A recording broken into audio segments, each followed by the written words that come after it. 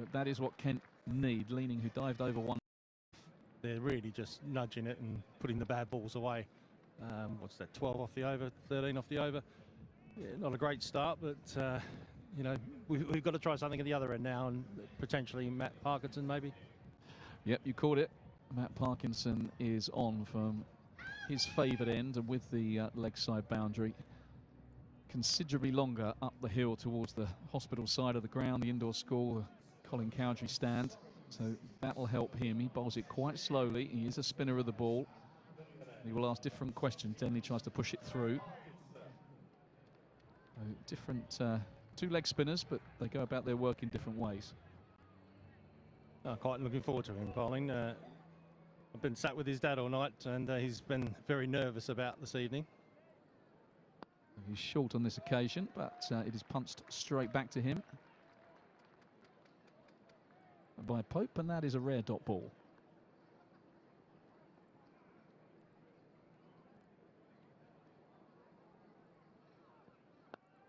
It's a fine shot over extra cover. That is a difficult pocket to access, even with the ball turning away from the right hander. It was tossed up by Parkinson. That is his method.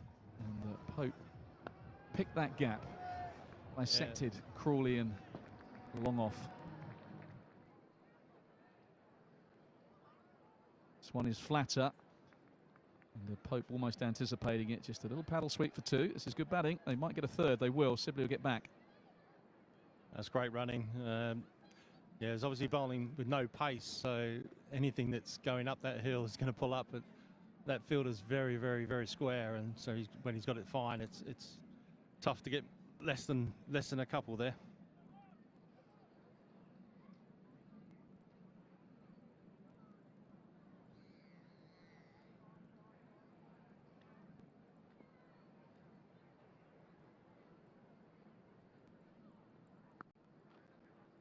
Short again, and punched, pulled out to deep mid wicket, just the single. The fielder's back on the leg side, bar the 45, who remains in place for Pope after that last little paddle shot.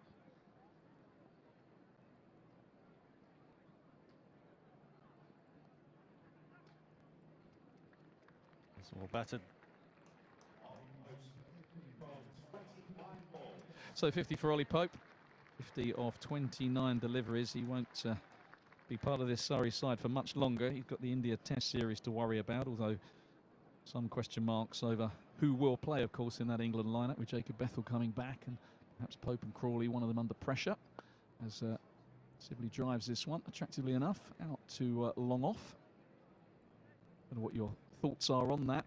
Bit of England selection, Macca. How much does a 100 or a big 100 from Pope and Crawley, how much does it count because it was Zimbabwe? Does it get taken into account? It's nice to have on your record. Yeah, and I still think it's important to have time in the middle. You know, Zach especially has struggled, and there was a lot of pressure on him prior to the Test match, but he went out there and you know, took his time. It wasn't exactly Baz ball, but he spent time in the middle, consolidate his position. He knew he was under pressure. With Bethell being around, I think it's only a good thing for English cricket that you've got people knocking on the door, willing to sort of, you know, it's a great sign, especially with if we get any injuries coming into the Ashes series, and every game's important now. Yep, they're good problems to have, aren't they? I'm going to take a little break, and we'll get Cameron Emmanuel Burns back on commentary here just to lead things up.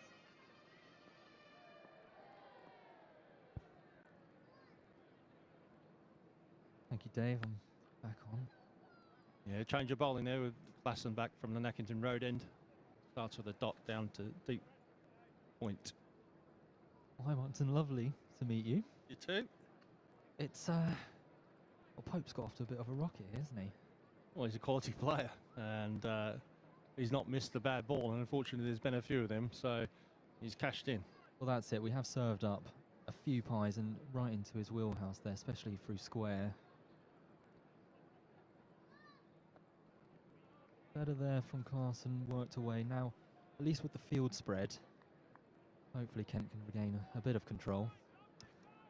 Yeah, they've brought a short third man in and put those two men sort of like a deep 45 on the offside and a deep point. So, and that's been where Ollie Pope's been hitting most of his runs, apart from the full bungers that have disappeared over leg side. But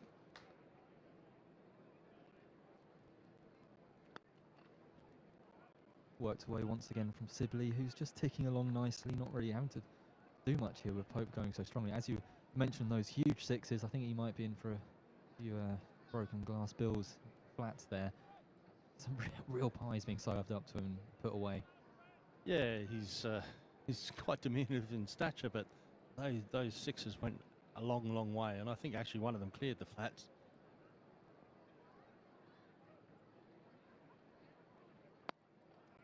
Once again worked away from Pope, this time out to Zach Crawley, his England teammate there, deep mid-wicket.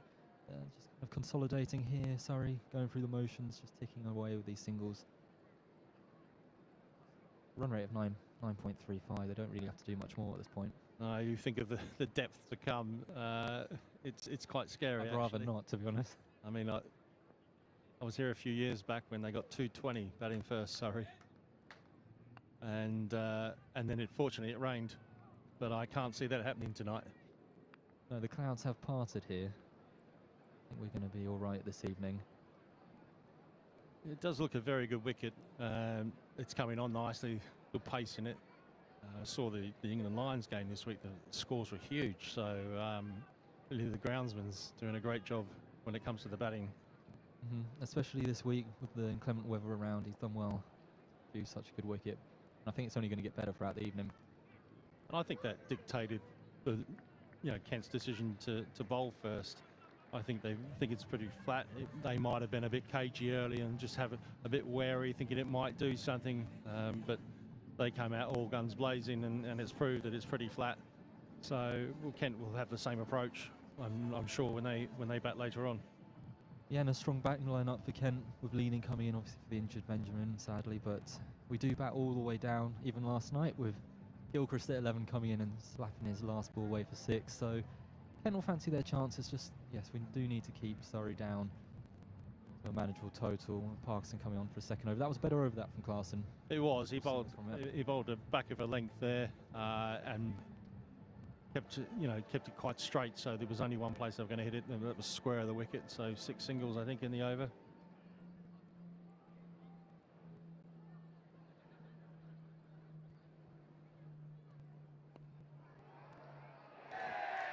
And there we go, Kent's first wicket of the evening. Parkinson, lovely bit of drift and bit of flight. Pope trying to hit it over the infield there at cover. And is that Crawley? Has he picked out the biggest man on the pitch? He did pick out the biggest man on the pitch. Very handy to have him at extra cover. Absolutely, brings to end a very, very tidy and destructive innings there from the England number 3, 53 of 32. Kent will be happy to see the back of him. It was actually Wes Agar, which is, who's also a giant. Yeah, he's very tall as well, to be fair. Kent needed that, didn't they? They did, and very brave, because he tossed one up in the previous over, which Ollie Pope hit square, but that time it just dropped a little bit on him and he wasn't quite there, and just chipped it up to cover. A good catch, because it was, they're the ones that you can easily miss time. Yeah, and this is what Parkinson gives you in this team. Slower leg spinner, he takes wickets, but it has brought in the big fish for this evening, the man in form, Jason Roy. Good to get him early. It would be, and actually we know he's got a bit of a weakness against spin first up, so I think it's a good thing that he's come in with Parkinson. Just a bit of confidence here, and hopefully he can get another wicket this over. Absolutely. Would you be going with the wrong one first up? I wouldn't know how to bowl it, but I'm sure Parky would, and they've probably discussed it.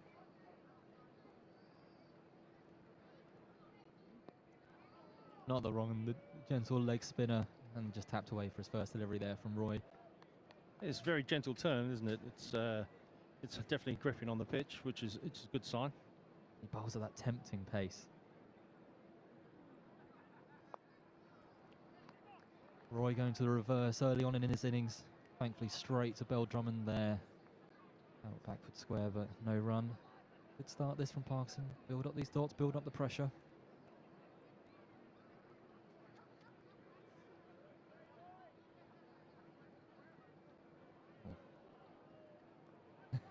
Well, radar touch off there, going for the quicker ball. That looked like mine on Sunday. Good hands Well, there. you never know. Jason's, faced three dot balls now, and was probably looking to get down the wicket, so it wasn't a bad call. Good grip there, good turn, and Roy just taps that one down to long on to get off the mark. Been a good set this. 2 balls going. If we can get away with a couple of dots here or a wicket, the last two overs have gone Kent's way, so built up a bit of pressure. Absolutely. Coming into Sibley now, who hasn't faced for a little bit.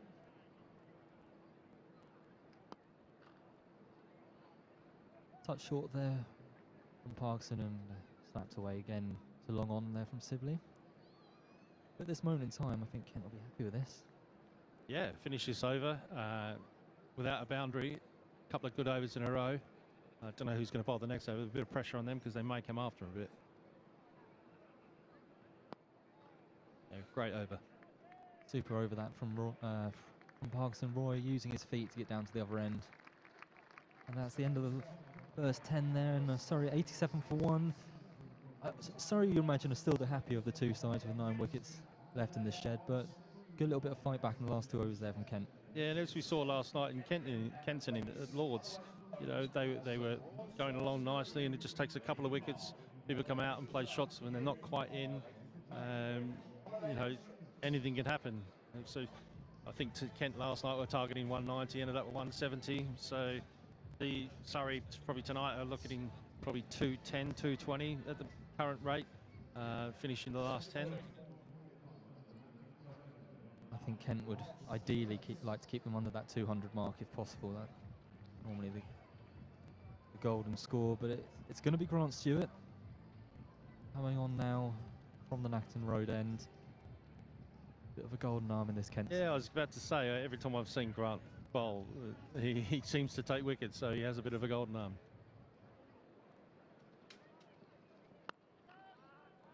Good start that from Stewart. And now would be the time to get that out again. So absolutely. Like I say, especially against Roy, who's had such a good start to the Blast this year. Because yes, Sam Curran this year has been okay, coming in at 4. And Laurie Evans scored a bit of runs in yesterday's game, but not much runs coming from the rest of the Surrey lineup. So get Roy here. I actually watched Laurie Evans play for Dartford a couple of weeks back in the Kent League. So yeah, I think he was out there. He probably needed some innings in the middle. And there's a few of them that just do these T20 things all around the world, and sometimes they don't get as much cricket as they probably want. But we know Evans that is destructive best.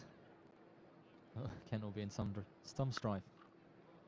Yeah, I mean, I watch a bit of the BBL, obviously in the winter, and he's, the Scorchers and the other sides. He's been very consistent for a few years now. He hits a big ball. His worth has gone up over the last couple of years. Yeah, they love him out there, and I think he was playing for the Renegades this year. Really clean strike on those big boundaries. Good change up there from Stewart. Nerdled away here from Roy, but a really good start this from Grant. Just one off the first 4 deliveries. Yeah, last 2 and 2.4 overs been extremely good from Kent. They've really tightened up here, and we know in this format, builds pressure, brings wickets. Also brings pressure on the non-striker. Sibley's, I think, faced 1 ball in the last 2 overs. Let's see how he plays it now. Looking very much leg side here, isn't he? That is Sibley's way, but short leg side boundary.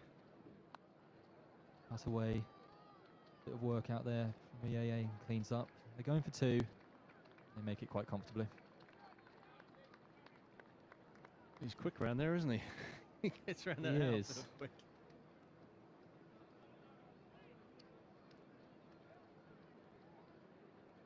Hopefully Grant can just finish it off here with his last ball, the over. Very tidy set there so far.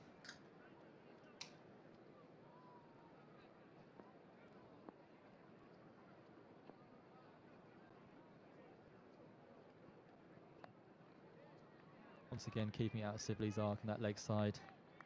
Hit nicely out to me, AA for 1, and so just 4 off it. Surrey are 91 for 1 after 11 overs. Yeah, excellent last 18 balls here for Kent. 1 wicket.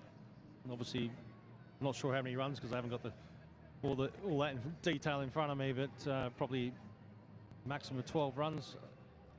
Definitely a good squeeze from Kent here. Yes, Kent will be much happier with the last 3 overs. You imagine it's only a matter of time before Roy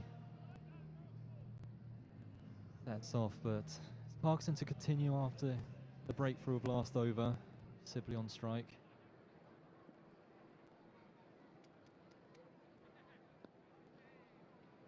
I love the pace that Parkinson bowls at. Almost going backwards. It's very, very tempting. The eyes certainly light up.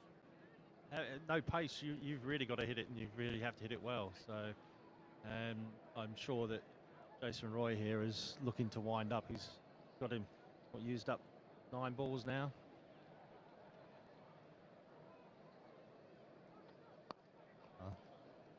Looking for it, wasn't quite there. Not the length for it, and just the one.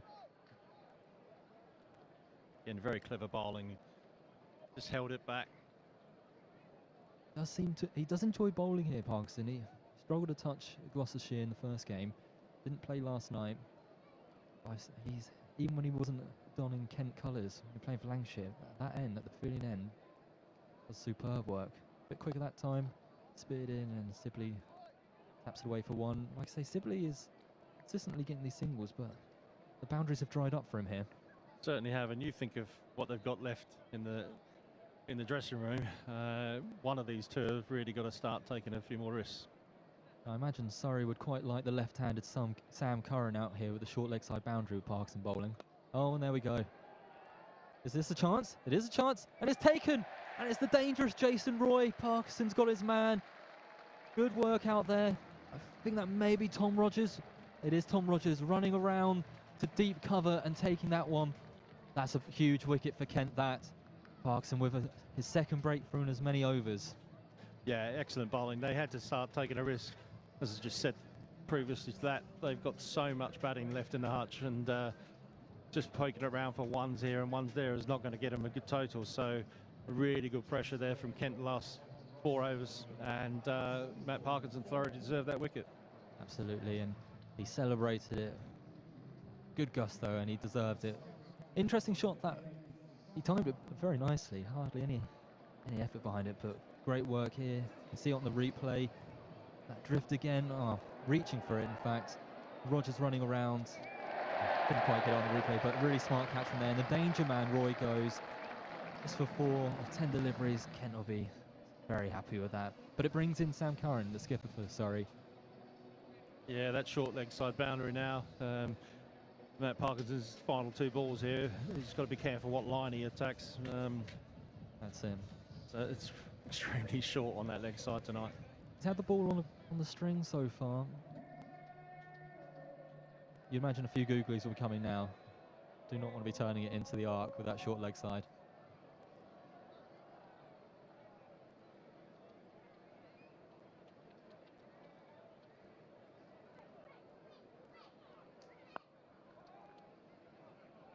Dragged down a touch there, but Curran just getting into his work, happy to collect 1 for that. Out to Zach Crawley at Cal there. But yeah, but greatness. I dare say if he bowls that and another over when he's had a few under that's in the stands. Yes, I think he's gone away with that off the first ball. Once again, dragged down a touch, and Sibley carving that one out. Yeah. Deep Cal there. Another successful over that for Kent. 5 off it and a wicket, and the big one out of Jason Roy. That's Surrey, 12 overs, 96 for 2. Thank you, Martin, joining us there. And being joined again now, Mr. Fulton. Well, how do I say this politely? But once you're off the mic, it's got a touch better there for Kent. Yeah, huge thanks to Martin McCaig for doing a little stint on commentary. The big fast bowler, former Kent and England man, talking us through a couple of wickets there. Sorry, 96 for 2. And you're right, ever since I've been off the mic, Kent are faring a little bit better. Here's Grant Stewart from the Nackington Road end. Really good over first up. Little reverse scoop, and he's going to be out, is it? That's a great catch. He has gone. He went to his left, and he went to his right, anticipating. Parkinson there. I think, yeah, it's Matt Parkinson. He saw the little reverse scoop. He ran to his left. Ran to his left. He's saying what happened. He's talking the boys through it. He likes doing that. I was running that way. He was anticipating left, and it went a bit squarer than he thought, and then had to dive to his right. So that is the end of Dom Sibley. One little improvised scoop too many. Decent effort from him, 36 off 29. But Surrey lose their third wicket, and they're in danger here of losing their way, as Kent are really getting themselves back into this, and they have a foothold in the game. Getting a bit stuck here, sorry. Last few overs, superb work this from Kent. Grant Stewart, brilliant first over, going for just 4. Once again, pace off. And a great catch there from Parky. Yeah, went left, went right, and got his man. So a couple of new batters at the crease, dangerous customers. Sam Curran, the skipper, and Laurie Evans, really destructive batter, who will be playing for Dartford in the Kent League tomorrow against my Whitstable side. Oh, well, playing in the Championship. Let's hope he doesn't get his eye in today. Yeah, then. sliding him a few quid, no doubt, to do battle, but that can wait. That's tomorrow. But Grant Stewart has been excellent. It's been excellent all season, Grant Stewart, and he has 1 for 4 off 1.1. He's into the new batsman, and Evans cuts this away, and he's going to start with a boundary. So a bit short and wide. We've seen that a few too many times from the Spitfires tonight. And the first one that I've seen Grant bowl with pace on. I think we've seen throughout, even at the beginning in the power play, when the Kent bowlers have gone, taken the pace off, and now obviously with Parkinson as slowly as he's bowling, that's been what's been effective on this wicket so far. Cameron, you're absolutely right. Hopefully that message is getting home. And I just wonder whether Kent's poor start, and they were poor in the power play, might come back to haunt them, because this looks like a difficult pitch. Goes down the leg side slightly. Cox goes back, doesn't try and overhit it, just works it out to Clark at deep backward square and takes 1. This is what Cox. The last couple of overs, still searching, I think, for his best stuff, Bancroft. I don't think there's too much doubt about that, but he had at least taken a few boundaries the last couple. 9 dots included in there, and they are gold dust in this format. He's up to the wicket again now, bowls Overton and clipped by Coles, but he can't beat the inner field, and so no run again. Very impressive stuff this from Overton. Yeah, he likes to. He'll probably bowl. Well, this is his third over. He'll probably bowl. He might bowl one more. He might bowl out. Yeah, he either bowls 3 or 4 at the start of the innings. Always a hard-working individual. Craig Overton comes in and bowls. That one is squirted down towards third man. They're going to pick up 1. It's well fielded, and it will only be 1. So yeah, really good over again. Just a couple of runs from it from Craig Overton, and he is applying the pressure on Sussex, who have lost 2 wickets already. And yeah, it's good start from Somerset from the bowling attack point of view. 29 for 2. Yeah, and the catch by Craig Overton gives me a chance to bring you the first Steve Pittard stat of the evening. Craig Overton has taken 70 catches now in 95 games of T20 cricket, which is an average of 0.73 catches per match, which is the highest of any cricketer currently playing T20 cricket in this country. Here's Matt Henry back into the attack, bowling to James Coles. This hits this up in the air. Lewis Gregory takes the catch. It's the 3rd wicket, and the dangerous James Coles has gone, trying to clip Matt Henry over the top of mid-wicket, not getting anything on it at all, really. And another straightforward catch, this time taken by Somerset skipper Lewis Gregory. And, well, Sussex in trouble. 29 now for 3. Yeah, James Coles, a lot of people would have been coming here to see him add to his fantastic record so far this season. To the keeper, 53 for 211 runs off that over. 1 over of power play to come. Oh, this is all right, this. Going all right. He didn't hold back after losing a wicket with Boyd, and then he just kept hitting. So it's nice to see. He's obviously got confidence in guys below him. There's a lot of batting there, so We didn't even have Martin Anderson back the other night, so No. and we know how he can strike it. So I think it just frees up all the guys and can have a little bit of fun. It's the equivalent, I would say, John, of going 2-0 up early. Yeah. You think, well, this is nice, but you know, don't you? In the back of your mind, even sitting with the rest of the coaches, if we concede one here. Dangerous place to be. Horrible scoreline, 2-0. Horrible scoreline, 53 for 2 after 5 overs. Conor McCurr to bowl his second over from the racecourse end into bowl to Madsen, who chops that one into the ground, and Donald calls him through for the single. McCurr is almost reaching the veteran stage of his career now, remarkably. I mean, he was quite a young man when he came up from Surrey the first time. How old's fit I for know. your age? Just asking for a friend. Yes, I'm slightly concerned. I'm going to have to look it up. I wouldn't like to see what you used to call me, Dave. Experienced. Experienced. Conor McCurr is on his way in again. He's 27. This one is a slower ball. It was very loopy. He's not quite a veteran. And Donald couldn't get hold of it. Yeah, 27. He's in the prime of his... He hasn't reached the prime of his life yet, has he? No. I didn't realise he was that young. And you've called him a veteran. Yeah, that means I don't know what I am now. 1 year off retirement. I hope to look up how old he was when he came the first time to Derbyshire. It certainly made an impact. 54 for 2. Donald waits and launches this out towards extra cover for 6. My word. That one's bounced just inside the advertising boards, but it's a big hit out there, away to our left-hand side into the offside. Another huge blow from Nye Donald, who moves to 45. Yeah, he's a hard player to bowl to. Obviously, he's got no one out on the offside, and he doesn't mind giving himself room. And then also on the leg side, he doesn't really care that he's a fielder out there because he's going to try to hit it over him. So He's been in the gym this week, hasn't he? yeah. He's not just clipping it over the rope, is he? No. It's going a long way. And the ones into the offside, you've got to put something into it as well to get it out there, which is it's just great to see him hit some form. If one game's form, I'm going to call it form. 60 for 2. McCurr is in, and that's a slower ball, and it's driven for 4. He waited for it that time, possibly even expecting a slower delivery, and it loops.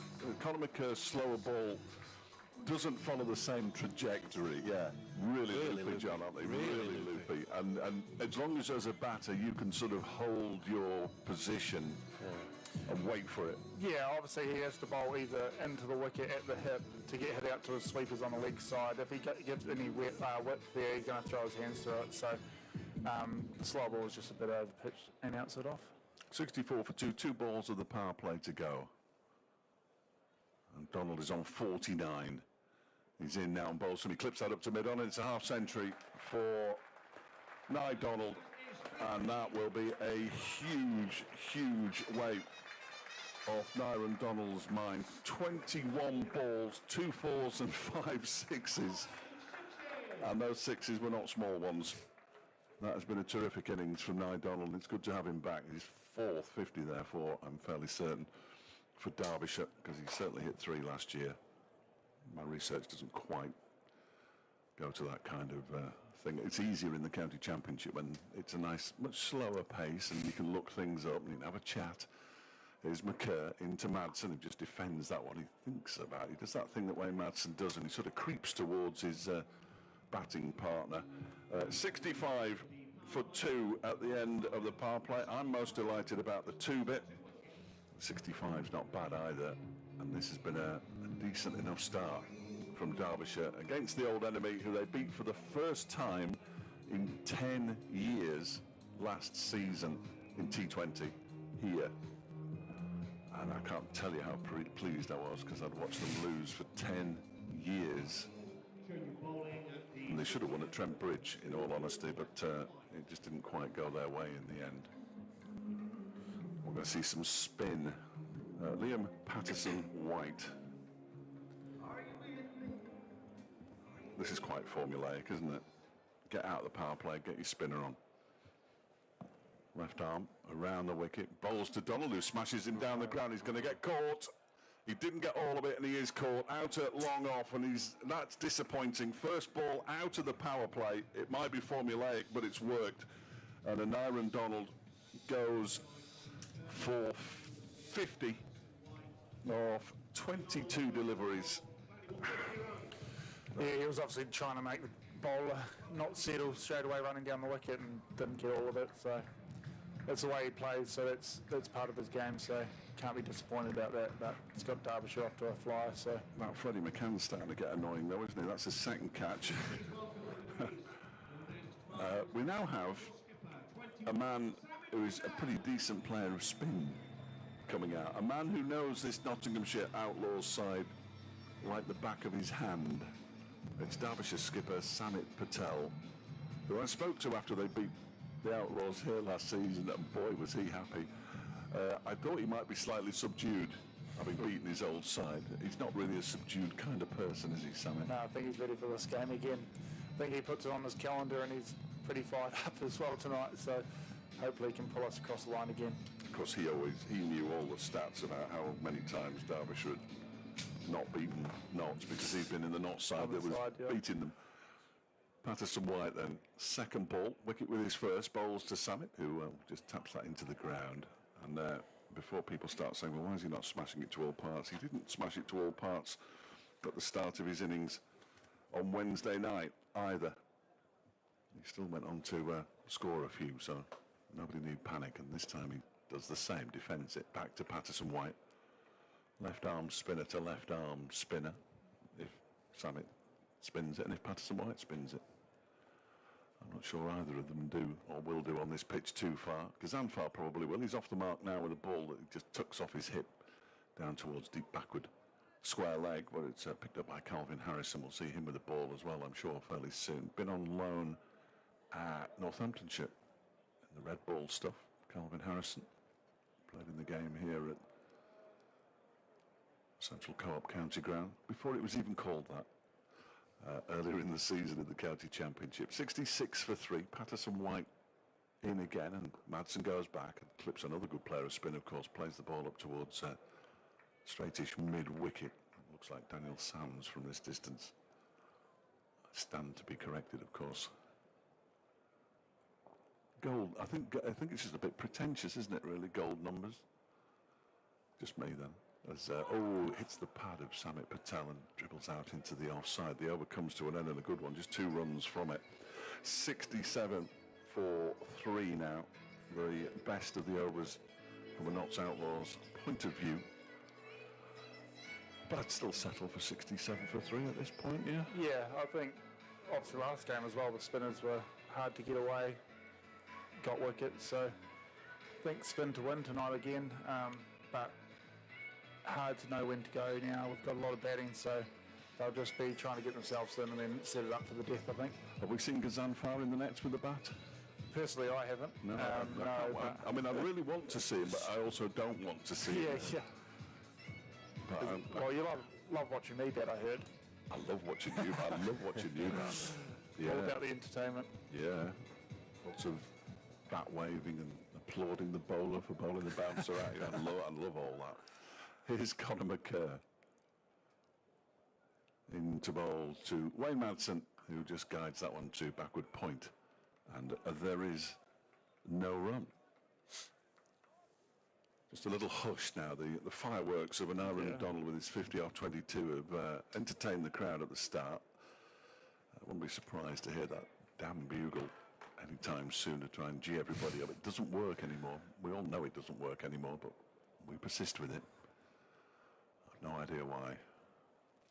As Madsen waits, in goes McCurr, and that one is slashed down to a third man. Ooh, bounces just inside the rope, I think. You've gone 6, have you? 6, Well, no, I've gone 4. I've got my glasses on. Well, so have I, but they don't mind, don't help me. The umpires are coming together now. They didn't get much indication from the crowd. They're saying, well, I don't know, so you're going to have to give it as 4. I think Neil Here Pratt. we go, replay. Oh, excellent. On the road. I think it bounced on the road. Yeah. 4 Give runs it is a 4. There we go. Yeah. Can't beat the old commentator. I was guessing. It looked like 4 from here, I have to say, but I do bow to the younger eyes of my two colleagues next to me. 71 for 3. McKerr is in again, and that one is just played off his hip again by Wayne Madsen into the leg side for a single. It's McKerr's third over already, so he won't be far from being bowled out. 2.5 overs, 1 for 26. Pennington took a bit of tap, 2 overs for 25, but did pick up the wicket of Caleb Jewell early on. Same sort of feel as the other night, really. They've got mid-on, mid-off up, so hitting it hard into the wicket again. We saw Summit play some pretty good strikes. Yeah, he looks to back away a little bit and slash over point, but I think he'll get himself in first. Ooh, yeah, there we go. He's going to be out. Caught on the backward square leg boundary. He rather... It got him, didn't it? The short ball got him, and he sort of had to change the shot that he was planning on playing, and he's been caught out in the deep, and Conor McKerr picks up his second wicket of the evening. That is a big blow. A really big blow. This looks like Martin Anderson to me. So it's too early, really, for Ross Whiteley. He's more of a finisher, isn't he, Ross? That looked like Martin Anderson. Samet goes for 1. They're 72 for 4. Yeah, just seemed to kick up and beat him for pace a little bit there, but Martin Anderson's in great form, so hopefully tonight's his night. You know, call that one, don't you? Freddie McCann. 3 catches for him now. He is getting right on my nerves.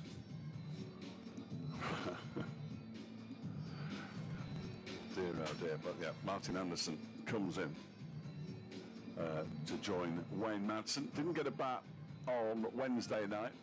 When Derbyshire were 4 down, Ross Whiteley came in to try and finish off the job, and almost did. They scored plenty of runs, 40 odd off the last 3 overs, but it wasn't quite enough. Martin Anderson made 70 off 40 at Grace Road. He's facing his first delivery. It's Middlesex against Surrey. Oh, and he's played and missed at that one.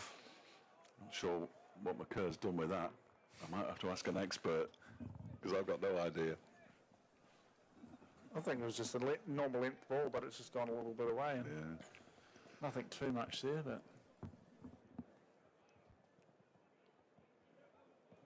Play and a miss. You don't see many plays and misses in T20 cricket. We haven't tonight. It's been out of the middle of Donald's bat, really. Anderson, plenty of time to work his way into his innings. Does that thing where he advances on the bowler and plays it around a fine leg. It drops before it reaches the fine leg fielder, but just for a moment his heart would have been in his mouth, I fancy. That is the last ball of the over. 73 for 4 at the end of it. 6 off that one. Key now is not to lose any wickets for the next 5 or 6 overs. Yeah, obviously you're trying to set up a good score. We know that last game it was about 190, 200 was a good score, so you obviously want to keep wickets in hand for the death stage, but you don't want to take it too far and have to get a lot out of the last 5 overs, so they'll look to rebuild, but not too much rebuilding time because there's not that many overs to go. Passes White to continue from the city end. Anderson clips that one into the leg side. They're going to get 1. Picked up a wicket early in his first over. Liam Patterson-White. Martin Anderson picks up his second run, and Derbyshire moved to 74 for 4. It's always difficult to chat with anybody during an over of spin unless the ball is being fetched from the boundary. Patterson-White is into Madsen, who pushes it into the leg side. They're going to get 1 more here. Fielded up there by Daniel Sams, coming in off the mid-wicket boundary. Good to see the Falcons flag flying on the left-hand side of the members' pavilion, away to our far left-hand side. As Patterson-White is in. Anderson pushes this one up towards mid-on. The long-on has to come in and do the fielding on the edge of the circle. Single taken. Rotating the strike nicely. I think there was an extra bar or 2 on the ground tonight as well, so that might boost the atmosphere in the second half. As this next delivery is turned again into the leg side by Wayne Madsen. Sams again does the fielding and a single is taken. 77 for 4. Madsen on to 10. Anderson has 3. These two just rebuilding after the loss of an Aaron Donald and Samit Patel. In pretty short order as Patterson-White bowls. He goes for the reverse sweep. I'm not sure Martin Anderson's got a reverse sweep in the locker. He got out at Cardiff in the red ball game. It was a terrific innings, don't get me wrong, but then he tried the reverse sweep there. I think all batters like to think they've got a reverse sweep, but the man at the other end has. This one strikes. Oh, he's bowled him. It's got through. I thought he'd hit his pad, but it's got through, and Anderson goes for 3, and Derbyshire have just got to be careful here because they're now 77 for 5, and we're only in the well, just at the end of the 9th over, and what was thrilling and exciting and all the rest of it when an Aaron Donald was blazing away, all of a sudden is slightly concerning as Ross Whiteley comes out to bat. Will they just take a bit of a reset now? And Yeah, I think he was even trying to reset there. He's gone down the wicket. I think he's just got him with the arm ball, but he's trying to hit that down just for a single, really. But yeah, rebuild. Last game we obviously saw it. Ravi and Samet to an extent gave himself time, and then at the death there was at least 10 runs, 12 runs and over. So these guys have played enough cricket, so I'm sure they'll take it hopefully deep into about the 15th over at least, and then they'll start the death stage. 2 veterans. definitely 2 veterans. Yeah. Well, this time last year at the start of the T20 they would have batted together for the first time for 12 years after Ross went off to Worcestershire and Hampshire and all around the world.